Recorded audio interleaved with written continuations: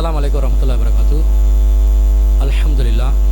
அன்பிற்குரிய சகோதரர்களே, நாம் தற்போது முஹர்ரம் மாதத்தை அடைந்திருக்கிறோம். இந்த முஹர்ரம் மாதத்தை பொறுத்தவரையில் இஸ்லாமிய மார்க்கத்தில் புனிதமிக்க மாதங்களாக கூறப்பட்ட 4 மாதங்களில் ஒரு மாதமாக இருக்குது. அதே நேரத்தில் இந்த முஹர்ரம் மாதத்தில் 9வது 10வது நாட்களில் ஆசுரா தாசுவா என்று 2 நோன்புகள் இருக்கின்றன. அந்த நோன்புகளை நாங்கள் நோட்கணும் என்று இஸ்லாம் நமக்கு வழிகாட்டுது. இதுக்கு அடிப்படையான காரணமாக இஸ்லாம் சொன்னது என்னவென்று சொன்னால், மூசா அலைஹிஸ்ஸலாமும் அவர்களுடைய சமுதாயமும் ஃபிரௌனுடைய அந்த கொடுமைகளிலிருந்து பாதுகாக்கப்பட்டு கடல் கடக்கச் செய்து அவர்கள் அல்லாஹ் காப்பாற்றியதற்காக யூதர்கள் அதற்கு நன்றி செலுத்தக்கூடிய விதத்தில் அந்த தினத்தை பெருநாளாக கொண்டாடினார்கள். அந்த காரணத்தில் அவங்க நோன்பும் நோற்றார்கள். நாங்கள் மூசா அலைஹிஸ்ஸலாத்துக்கு ரொம்ப நெருக்கமானவங்க, உரிமையுள்ளவர்கள் என்ற வகையில் நாங்களும் அதற்கு அல்லாஹ்வுக்கு நன்றி செலுத்தக்கூடிய விதத்தில் நோன்பு நோட்கணும் என்பது தான் இதனுடைய அடிப்படையான நோக்கமாக இருக்குது. ஆனால் இப்போ என்ன செய்கிறாங்கண்டா, இந்த முஹர்ரம் மாதத்தில் நாங்கள் ஆசுராவை எதுக்காக கொண்டாடுறோம் என்ற பேரில் அந்த நோக்கமே அறியாமல் பலவிதமான காரணங்களை முன்வைத்து ஆசுரா தினத்தில் நோன்பு நோக்கக்கூடிய ஒரு நிலைக்கு முஸ்லிம் சமூகம் இருக்கிறது.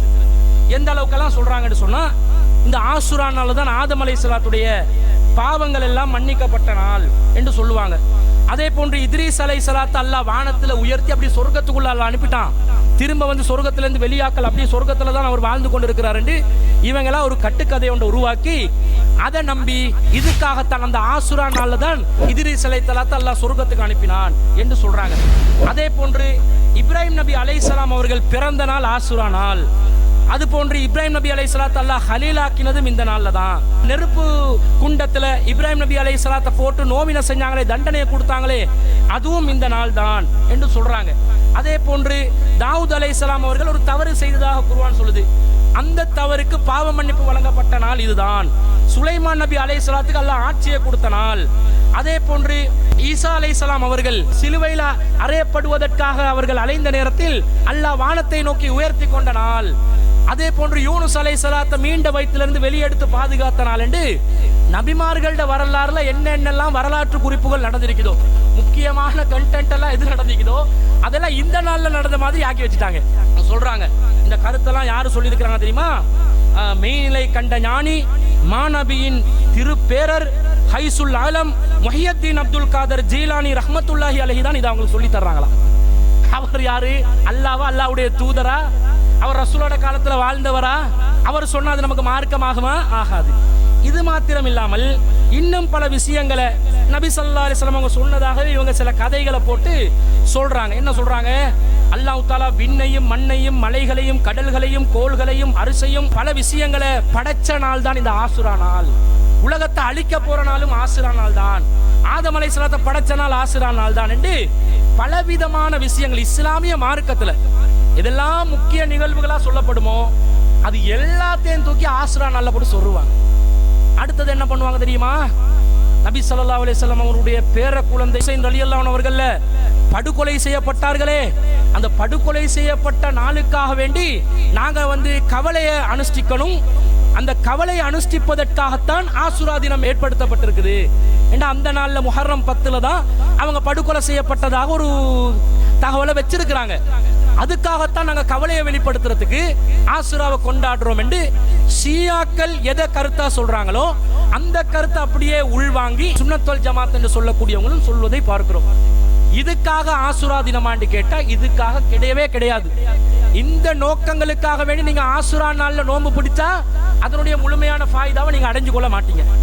ஆசுரா எதுக்காக என்று சொன்னா, நபி ஸல்லல்லாஹு அலைஹி வஸல்லம் ஆசுராவை 2 கட்டங்கள்ல நோன்பு பிடிச்சிக்கிறாங்க. ஆசுரா நோன்பு மக்கால காபத்துள்ளால அவங்க திரைச்சீலை இருக்குதே, காபத்துள்ளாட திரை, அந்த திரை மாத்தக்கூடிய நாளாக முஹர்ரம் 10ஆம் தேதியை வச்சிருந்தாங்க மக்கால.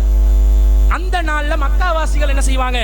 முஸ்லிம்கள் அல்ல, மக்காவாசிகள் நோன்பு நோட்கிற ஒரு பழக்கத்துல இருந்தாங்க. அதுல காபத்துல்லா கூடிய அந்த கண்ணியத்தின் காரணமாக ரசூல் ஸல்லல்லாஹு அலைஹி வஸல்லம் ஆசுரா நோன்பு பிடிச்சதாக ஒரு செய்தி வருது. அதே போன்று ரசூல் ஸல்லல்லாஹு அலைஹி வஸல்லம் மதீனாக்கு வர்றாங்க. மதீனாக்கு வர்ற நேரத்துல யூதர்கள் எல்லாம் ஆசுரா நாள புனிதமா கருதி பெருநாளா கருதி நோன்பு நோட்டு கொண்டாடுறத பாக்குறாங்க. அப்ப அப்ப இதை பார்த்த நபி ஸல்லல்லாஹு அலைஹி வஸல்லம் ஏன் இவங்க இப்படி செய்யறாங்கன்னு கேட்ட நேரத்துல மூசா அலைஹிஸ்ஸலாத்தையும் அவர்களுடைய சகாக்களையும் அல்லாஹ் காப்பாற்றிய நாள் என்பதனால தான் நாங்க இதுக்கு கண்ணியத்தை கொடுக்கிறோம் என்று அவங்க சொன்னாங்க. அப்போது நபி ஸல்லல்லாஹு அலைஹி வஸல்லம் என்ன சொன்னாங்க? மூசா நபி அலைஹிஸ்ஸலாத்துக்கு நாம் தான் அதிகமாக உரிமை கொண்டாடக்கூடியவர்கள், எனவே ஃபஸூமுஹு அன்தும், நீங்களும் அந்த நாள் நோன்பு நோற்றுக் கொள்ளுங்கள் என்று கட்டளையிடுறாங்க. அப்ப மூசா அலைஹிஸ்ஸலாமும் மூசா அலைஹிஸ்ஸலாத்தோட சகாக்களும் பாதுகாக்கப்பட்ட நாள் என்பதனாலே ஆசுரா நாளுக்கு நாங்க என்ன செய்யலாம்? அல்லாஹ்க்கு நன்றி செலுத்தும் விதமாக நோன்பு நோட்கலாம். இந்த ரெண்டு காரணம் மட்டும்தான் நோன்பு நோட்கிறதுக்காக வருது, வேற எந்த காரணமும் வரல. இது அல்லாத வேறு நோக்கங்களை வச்சு நாங்க என்ன செய்ய முடியாது? நோன்பு நோட்க முடியாது. மக்கா விஷயத்துல கூட அது காபிர்கள் செஞ்ச வேலை, ஜாஹிலியா கால மக்கள் செஞ்ச வேலை, அதுக்கு கூட மார்க்க சாயல் பூச முடியாது. நபி ஸல்லல்லாஹு அலைஹி வஸல்லம் மதீனால எதை மார்க்க காரணமா சொன்னாங்களோ அது மட்டும்தான் ஆசுராக்கு காரணமாக வந்து நிற்கும். எனவே முஹர்ரம் 9, 10 ஆகிய 2 நாட்கள்ல நாங்க நோன்பு நோக்கணும். உண்மையிலே ஆசுரா என்பது முஹர்ரம் 10 தான். 10வது நாள் தான் மூசா அலைஹிஸ்ஸலாம் பாதுகாக்கப்படுறாங்க முஹர்ரம் 10ல. ஆனா ரசூல் ஸல்லல்லாஹு அலைஹி வஸல்லம் எங்களுக்கு என்ன சொல்றாங்க? 9ல நோன்பு நோக்க சொல்றாங்க. நான் அடுத்த வருடம் உயிருடன் இருந்தால் 9லையும் நோட்பேன் என்றாங்க. அப்போ 9 என்பது யூதர்களுக்கு மாறு செய்வதற்காக நாங்கள் நோன்பு நோக்கிறது. 10வது தான் ஆசுரா நாள், அதுல தான் நோன்பு நோட்பது சுன்னத்து. 9ல எதுக்காக நோட்கிறோம் என்றா யூதர்களுக்கு மாறு செஞ்சு அல்லாஹ்க்கு நன்றி செலுத்தணும் என்றதுக்காக 9ஐயும் சேர்த்து நாங்க என்ன செய்யணும்? நோன்பு நோக்கணும். அப்போ 9, 10 ஆசுரா நாள்ல நோன்பு என்பது இஸ்லாத்துல வலியுறுத்தப்பட்ட ஒரு சுன்னத்து. அது ரமலான் நோன்புக்கு அடுத்தபடியாக இஸ்லாத்துல முக்கியத்துவமானது. ரமலான் நோன்பு கடமையாக்கப்படுவதற்கு முன்பதாக நபி தோழர்கள் எல்லாம் இந்த ஆசுரா நோன்பு தான் கடமையான நோன்பு மாதிரி செஞ்சு வந்தாங்க. ரமலான் கடமையான பிறகு ஆசுரா நோன்பு என்பது விரும்பினா நோற்றுக்கொள்ளுங்க, விரும்பாட்டி விட்டுருங்க என்ற மாதிரி இஸ்லாமிய மார்க்கம் நமக்கு வழிகாட்டுது. எனவே இதை நாங்க என்ன செய்யணும்? நோன்பு நோற்று கொள்ள வேண்டும். இந்த நோன்பு நாங்க நோற்றோம் என்றா கடந்த ஆண்டு நாங்கள் செய்த பாவத்துக்கு அது பரிகாரமாக அமைந்து விடுகிறது என்று நபி ஸல்லல்லாஹு அலைஹி வஸல்லம் அவங்க நமக்கு வழிகாட்டி இருப்பதனால, இதுல நிறைய நன்மைகள் இருப்பதனால இந்த நோன்பை நாங்க நோட்பதற்கு முயற்சி செய்ய வேண்டும்.